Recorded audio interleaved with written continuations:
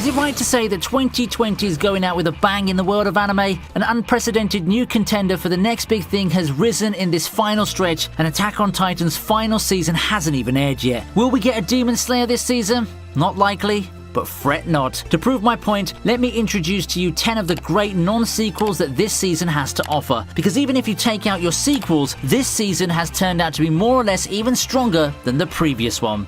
So, tell me what you like. Wholesome romance, high-octane action, comedies that can and will most likely turn into a feels trip at the end, remakes that aren't exactly remakes. Fall 2020's got it all for you.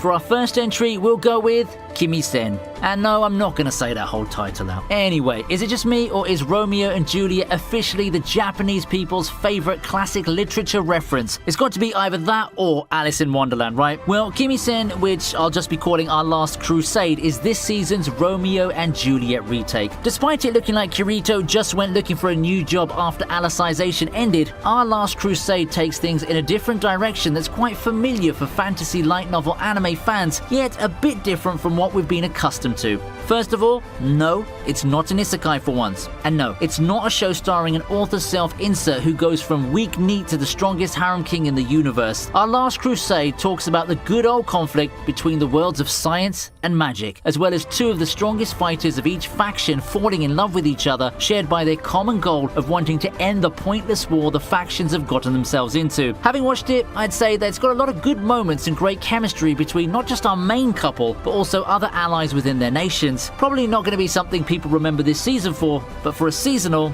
I really enjoyed it. I talked about this show a lot in the pre-season introductions, and as early as then, I already prepared myself for an emotional roller coaster. But at the time of this writing, we still haven't got to the tears part of the Junmaida bingo yet. I mean, well, we got some headway into the bingo yet with baseball among others. For me, where The Day I Became a God really shines is in the character interactions. I just find myself thoroughly entertained and laughing with how the characters act around each other. It also helps that our supposed god, who would bring about the end of the world in a month, acts like Rista, Aqua, or all those butt monkey goddesses who react in over-the-top ways. Despite that, the series doesn't completely fall off the rails in terms of the plot. I'm not sure if I can call the end of the series correctly or not, but I'm quite positive that the series tone will soon flip and will be in for a bittersweet finish of sorts. Now, before we resume with the show, I'd like to inform you that this video is sponsored by Shining Beyond, developed by the Singaporean studio 12 Braves. Shining Beyond is an idle-action hybrid game that should sate all gamers' needs for anime-esque action on the go. Immerse yourself in its world with its rogue-like battle design supported by music from the best of the best, including Hitoshi Sakamoto, music producer of Final Fantasy XII. What makes Shining Beyond so special? Well, check this out. Shining Beyond is one of the friendliest gacha games ever, with a pull rate of 5% for SSRs, the rarest and most powerful units at your disposal, and the ability to actually craft them. It's by far one of the easiest games to get a maxed out party in. Having your dream team full of your dream waifus or the strongest possible lineup has never been so easy before. When you're all set to go, it's time to start taking down enemies. You can choose to do battle on your own, but if you're one of the social types, Shining Beyond also has a real-time co-op feature, so you can have the chance to kick ass with your friends. What's more awesome than slaying the monsters with friends? Now, how does that sound for a mobile game? Let's help each other out and support my channel by downloading Shining Beyond. And just for you, I'll be providing a special download code for the game to give you some exclusive rewards. So hurry up and click the download button below, so that by the time you finish this video, Shining Beyond will be ready for you to launch on your mobile phones.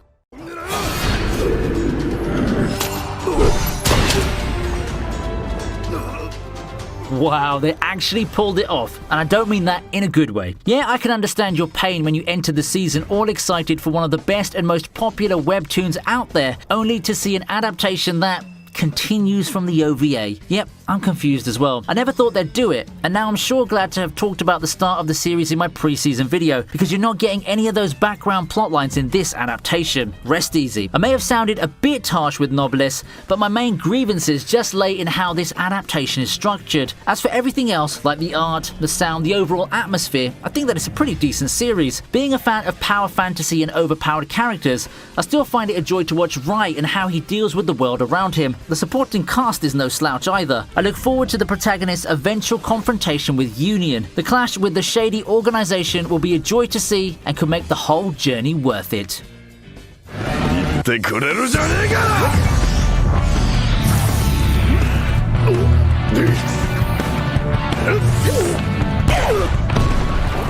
Akudama Drive makes it to the list as our next entry. Coming into the season, I felt that Akudama Drive had potential. It seemed to be the dark, edgy hit of the season, and it gave me some vibes similar to Blood Blockade Battlefront to Bacano. What I got is more than what I asked for, especially given the last few episodes. Akudama Drive starts off as your edgy story about gangs and a divided country. You know the drill for these titles. Some fight against the system themes going on, probably spray it with some grim, dark, pseudo-philosophical things and all, but Akudama Drive completely blew me away given my previous expectations. I fully expected it to be another 7 out of 10 show, but it just keeps me watching with how it successfully masters the art of using tension and having a cast that's more than the sum of its parts. It's edgy, eye-catching, and exciting. Those are some words that I can use to describe Akudama Drive. The surprisingly good story is just the icing on top of what I could pen down as the underrated gem of the season.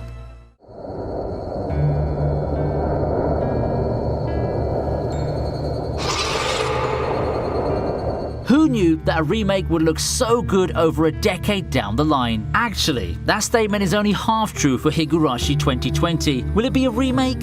Will it be a sequel? Those were all questions asked when it was first announced, and we ended up getting, well, a little bit of both. So what they did was remake the arcs but deviate from the original route's endings, and it's been met with a mixed reception to say the least. Not to say that Higurashi has lost its magic, but I think that in terms of being a premiere horror anime, especially something that can scar the uninitiated use of the 2020s, it's still got it.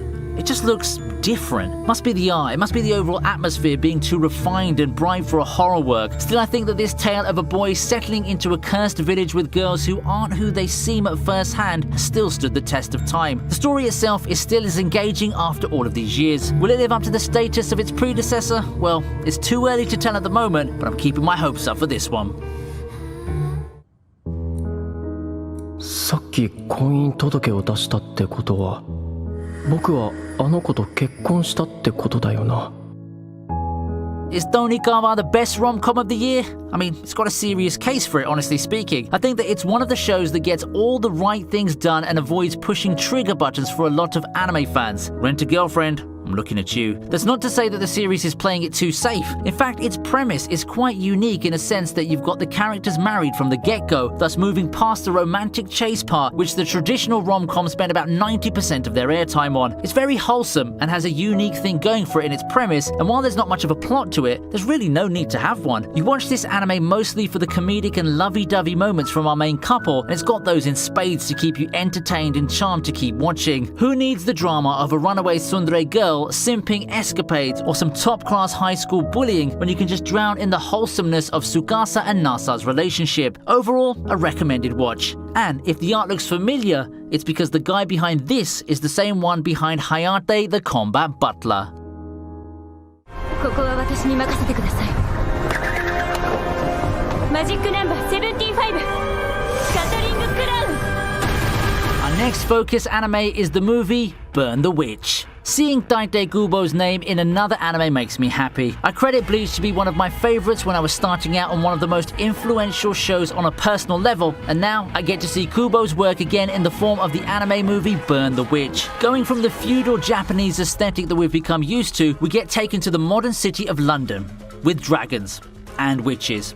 In a movie format. Are we sure we're not watching an anime version of Fantastic Beasts with buddy cop protagonists? Personally, I think that Burn the Witch needs some serious reconsideration when it comes to the pacing. When people said that they felt that they're watching the 5th episode of a one-course show, they're not wrong. The narrative has this tendency to just skip all over the place. However, it's not all doom and gloom. I personally found the movie very entertaining in terms of the banter between our main characters and Balgo. I found myself captivated in its self-contained story and the character arc of the focus characters, and the climactic battle had me getting all hyped. With Bleach set to make its glorious comeback, Burn the Witch is a good way to sate your cravings for the Bleach universe. Bleach comparisons aside, I found Burn the Witch to be a good mini-series. I feel that with a few more episodes to help establish the world or set up a bigger overarching plot, it's something that I'll gladly follow on a weekly basis.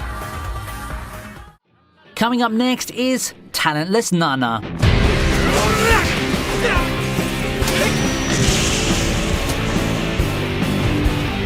Humanity is once again under attack by monsters known as enemies of humanity. Humanity's only hope lies in the hands of the talented, humans with superpowers. In order to continue the fight to save humanity, schools have been created in order to train these superhumans and hone their abilities. Right, I know what you're thinking. Isn't this My Hero Academia with aliens or something? Anyway, our hero Nanao is your standard withdrawn protagonist. Having no friend is no handicap for anime characters, especially if you can get yourself a cute pink girl as your special other. With her telepathic abilities, Nana forms a bond with Nanao, and after finally unleashing his talent in a scuffle, nothing can stand in the way of Nanao. Oops. Turns out Nana's a talentless all along. No special powers, just assassin skills and insane powers of observation.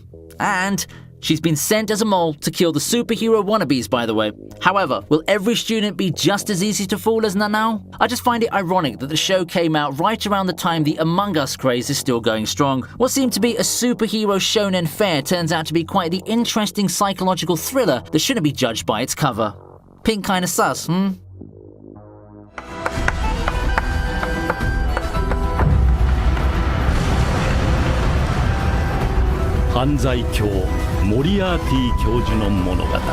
Second place for today's list is Moriarty the Patriot. When I said something about Japan borrowing from Western literature, I've forgotten about the third contender, Sherlock Holmes. Japan just loves Sherlock Holmes as much as Alice in Wonderland and Romeo and Juliet, it seems. However, while we get a slew of shows like Gabukicho Sherlock, we rarely see things from the perspective of the villain. Moriarty the Patriot is here to fix that. They say that the best villains are those with the best intentions, and you just can't help but feel sympathetic to the most popular Holmes' villains' causes here. Moriarty the Patriot didn't get too much hype in the pre-season previews, but I think that it's one that struck the hardest when it comes to reality. It's like looking at society with a different set of lenses. Yes, Moriarty has a flawed sense of justice, but in a way, isn't it still a sense of justice? In real life, I might not exactly like people like Moriarty, but with the class divide the way it's presented here, can we blame them? This is overall just a brilliant show. I didn't even talk about the cinematography and the soundtrack, which, by the way, is amazing. If you're going to pick a show to watch this season and want to pick something that's so under the radar in comparison to the big hits, then pick this one. As for why so many shows are under the radar, the answer is simple and is the top show on this list, Jujitsu Kaizen.